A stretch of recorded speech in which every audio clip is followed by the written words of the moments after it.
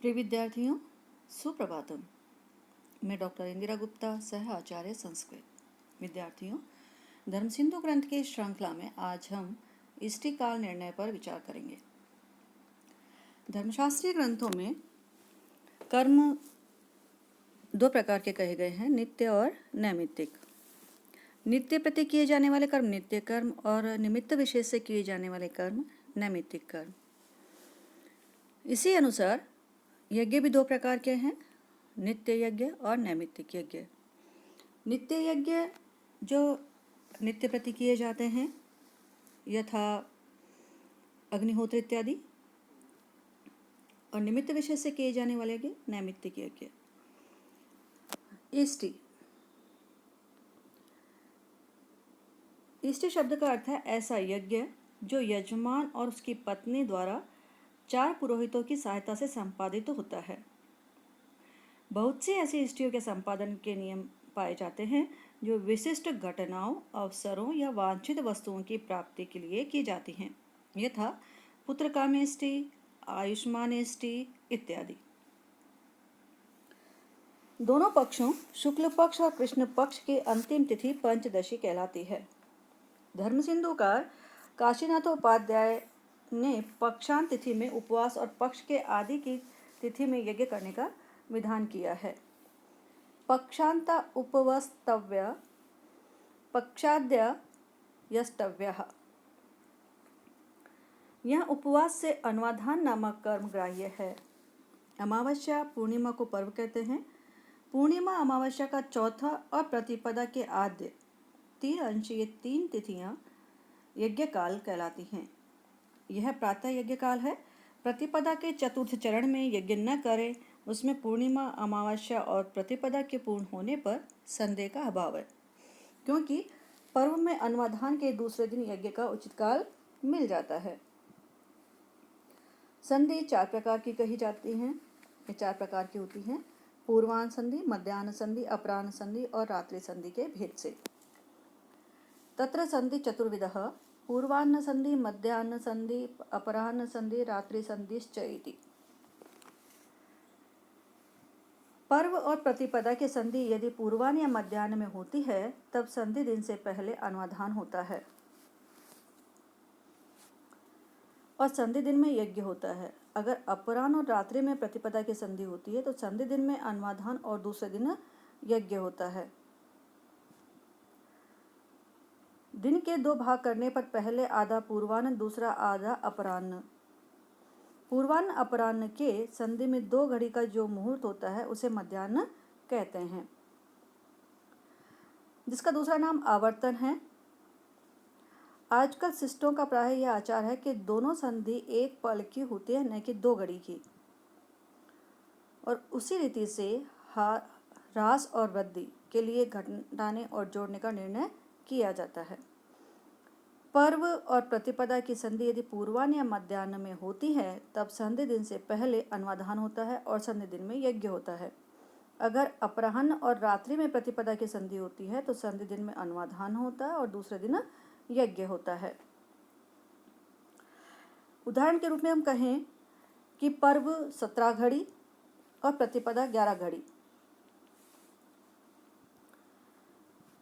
ऐसा है, तो पर्व से 6 घड़ी प्रतिपदा कम है। उसका 3 घड़ी पर्व में निकाल देने से 14 घड़ी पर संधि हुई। यह 3 घड़ी के दिनमान होने से पूर्वाह्न संधि हुई। 28 घड़ी के दिनमान होने से यही मध्याह्न संधि हुई। इसी संधि में यज्ञ और पहले अन्वाधान होता है। अब दूसरा उदाहरण हम देखते हैं। पर्व 14 घड़ी, दूसरा उदाहरण रहा पर्व 14 घड़ी, प्रतिपद 19 घड़ी, तो 5 घड़ी पर्व से प्रतिपद में वृद्धि हुई। उसका 2.5 घड़ी पर्व में जोड़ने से 16.5 घड़ी पर संधि हुई। यह अपराह्न संधि हुई। इसी में अन्वाधान कर्म और दूसरे यज्ञ कर्म करना होगा। यह दूसरे दिन यज्ञ होगा, मतलब पहले दिन अन्वाधान होगा और दूसरे दिन यज्ञ होगा। दूसरे प्रकार का उदाहरण है कि सूर्योदय के बाद की पर्व की घड़ियों और प्रतिपदा की घड़ी को इकट्ठा करने पर यदि दिनमान से कम होता है तो पूर्वाह्न संधि होगी, यदि दिनमान के बराबर होता है तो मध्याह्न संधि, और यदि दिनमान से अधिक होता है तो अपराह्न संधि होती है। इस प्रकार सूर्योदय के बाद अनुवृत्त पर्व प्रतिपत्ति की क्षय और वृद्धि से ही संधि का अवलोकन इस समय शिष्टाचार में है। संध्या अवलोकनम इदानीम सर्वत्र शिष्टाचारेषु प्रसिद्धम। आगे वो कहते हैं पौर्णिमा अमावस्या विशेष है। पौर्णमावस्या मतलब पूर्णिमा और अमावस्या के लिए जो विशेष बात है कि संगव काल के बाद 13 घड़ी जो 13 घटी हैं, 13 आदि से घटी से लेकर आधे दिन पूर्व संधि होने पर दूसरा संध्या काल पूर्णिमा होती है। संगव कालात् ऊर्ध्वं त्रयोदशादि घटिम आरभ्य अर्ध अन्नात् पूर्वं संधौ सद्यस्कालः पौर्णमासी तस्यां संधिदिने एवान्माधानम यागश्च सद्योनुष्ठेय। उसके संधि के दिन में ही अन्माधान और यज्ञ तुरंत करना चाहिए। एव अन्माधानम यागश्च सद्योनुष्ठेय। अमावस्या में सदा 2 दिन का समय लगता है, कभी भी सद्य नहीं होता। और पूर्णिमा अथवा अमावस्या में अपराह्न संधि होने पर प्रतिपदा के चौथे चरण में यज्ञ करने से दोष नहीं है। जैसे कि पिंड पितृ यज्ञ है। पिंड पितृ जो यज्ञ होता है, जहाँ संधि के दिन में यज्ञ हो वहाँ यज्ञ को प्रतिपदा में ही समाप्त करें, न कि पर्व में। और पर्व में यज्ञ समाप्त होने पर दोबारा यज्ञ करना चाहिए। उसमें रात्रि की संधि में प्रतिपदा के दिन चंद्र दर्शन होने पर भी संधि के दिन पिंड पितृ यज्ञ तथा अन्माधान और दूसरे इष्टि होगी। यह विवाद शून्य मत है। पूर्वाह्न में दिन के दूसरे भाग नामक मध्याह्न में भी संधि पर संधि के पहले दिन अन्माधान और पिंड पितृ यज्ञ इष्टि संधि दिन में करते हैं। तब चतुर्दशी में अमावस्या के दिन के तीसरे भाग अपराह्न में यदि पूर्ण रहे तो अमावस्या युक्त अपराह्न में पिंड पितृ यज्ञ होता है। यह भी संशय रहित है।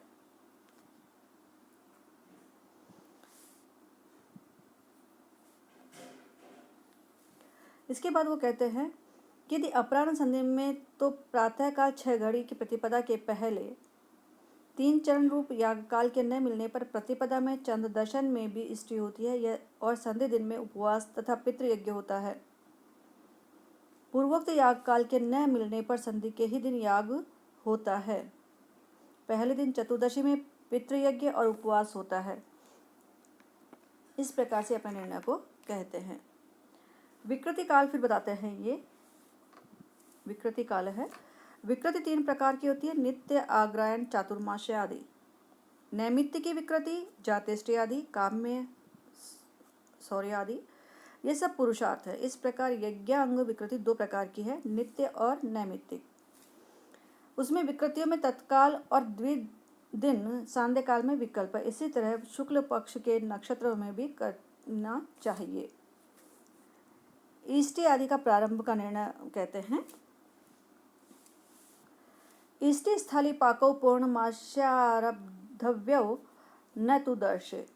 इष्टि और स्थली पाक का प्रारंभ पूर्णमासी में करें, न कि अमावस्या में।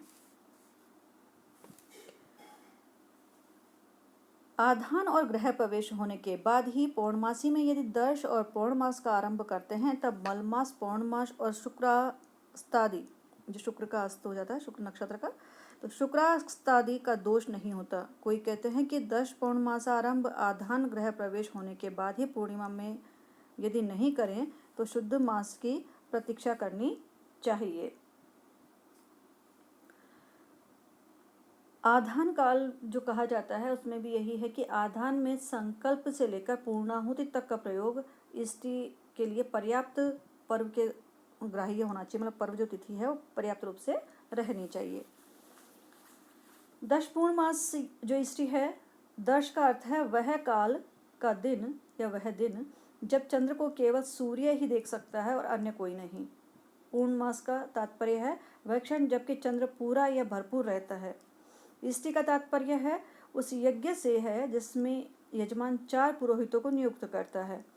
10 एवं पूर्णमास के गौण अर्थ हैं वे कृत्य जो क्रम से अमावस्या एवं पूर्णिमासी के दिन संपादित होते हैं। इसलिए 10 पूर्णमास का 10 का मतलब अमावस्या के दिन और पूर्णमास का मतलब पूर्णिमा के दिन जो इष्टि की जाती हैं उन्हें 10 पूर्णमासी इष्टि कहते हैं। पशुयाग जो कहा जाता है, तो पशुयाग तो वर्षा काल में श्रावणी आदि चारों पर्वों में से किसी एक पर्व में दक्षिणायन या उत्तरायण में करना चाहिए। उसमें खंड पर्व में विकृति के सामान्य जो पर्व का निर्णय किया जाता है। पिंड पितृयज्ञ है, उसमें पके हुए चावल के पिंड पितरों को दिए जाते हैं, अतः इसे पिंड पितृयज्ञ की संज्ञा दी जाती है। जो पिंड पितृयज्ञ है वह उसके लिए भी इसी प्रकार के नियम दिए गए हैं। यज्ञ काल के संदर्भ में आश्वलायनों की जिस दिन रात में अमावस्या प्रतिपदा की संधि होती है उस दिन अपराह्न में दिन को 5 भाग विभक्त करने पर चतुर्थ भाग रूप में पिंड पितृयज्ञ होता है। और चातुर्मास्य जो इष्टि है उसका काल है, तो उसके बारे में कहते हैं ये कि चातुर्मास्य के प्रयोग में 4 पक्ष हैं। तत् प्रयोगे 4 पक्षः। फाल्गुन्यां चैत्यां व पौर्णमास्यां वैश्वदेव पर्व कृत्वा चतुर्षु मासेषु आषाढ्यादिषु एककं पर्व इति एवं यावत् जीवम् अनुष्ठानम् इति यावज्जीव पक्षः। चातुर्मास के प्रयोग में 4 पक्ष है। फाल्गुन की पूर्णिमा में अथवा चैत्र की पूर्णिमा में वैश्वदेव पर्व करके आषाढ़ आदि 4 महीनों में एक पर्व करते हुए जीवन भर अनुष्ठान करें, यह जीवन पर्यंत करने का पक्ष है। कथित रीति से 1 वर्ष तक सवन इष्टि करके अथवा पशुयाग करके या सोमयाग से समाप्त करें, यह संवत्सर पक्ष है। पहले दिन वैश्वदेव पर्व, चौथे दिन वरुण प्रकाश पर्व, 8वें और 9वें में शाकमेघ पर्व, 12वें दिन सुनासीर्य पर्व करें। इस तरह 12 दिन साध्य पक्ष है, मतलब 12 दिन तक ये किया जाना वाला है। 5 दिन में समाप्त करने पर यथा प्रयोग पक्ष होता है। इसी प्रकार से जो काम में नैमित्तिक इष्टिकादि निर्णय, काम में नैमित्तिक, काम में जैसा कि किसी काम विशेष से किया जाए, इच्छा विशेष से किया जाए, तो वहाँ पर जो इच्छा विशेष से कहता है उस इष्टि को काम्य इष्टि कहते हैं। तो काम्य इष्टियों को सामान्य विकृति के निर्णय के अनुसार पर्व में करें। काम्य इष्टि नाम विकृति सामान्य निर्णयानुसार पर्वाणि अनुष्ठानम शुक्ल पक्षस्थ देव नक्षत्रे वा, शुक्ल पक्ष में या देव नक्षत्र में करें। काम्य इष्टियों के सामान्य विकृति के निर्णय के अनुसार पर्व में करें अथवा शुक्ल पक्ष के देव नक्षत्र में करें। जातेष्टि तो स्त्री के 20 दिन में के जन्नाशोच निवृत्त होने पर ही पूर्व में करना चाहिए। अब यह ग्रह दाहेष्टि आदि नैमित्तिक इष्टियों को निमित्त के ठीक बाद ही करने पर पर्व आदि की अपेक्षा करें, उसके अभाव में पर्व की अपेक्षा करनी चाहिए। यज्ञार्थ नित्य कर्मों का यज्ञ के साथ ही अनुष्ठान होगा, उसमें पृथक समय की अपेक्षा नहीं है, ऐसा धर्मशास्त्राचार्य के द्वारा कहा गया है। भविष्य के दोष के उद्देश्य से जो नैमित्तिक कृत्वार्थ इष्टियाँ की जाती हैं वे सृष्टिकृत के अनंतर तथा समष्टि यजु के पहले निमित्त के स्मरण होने पर उसी समय की जानी चाहिए। उसी के तंत्रोपजीवन से निर्वापण आदि कृत्य करें, जो निर्वाप आदि कृत्य हैं वो किए जाते हैं, और उसके स्मरण होने पर उस प्रयोग को समाप्त कर पुनः उसे अन्वधान आदि विधि से करना चाहिए। इस प्रकार से इष्टि काल निर्णय जो है वो समाप्त होता है, पूर्ण होता है। धन्यवाद।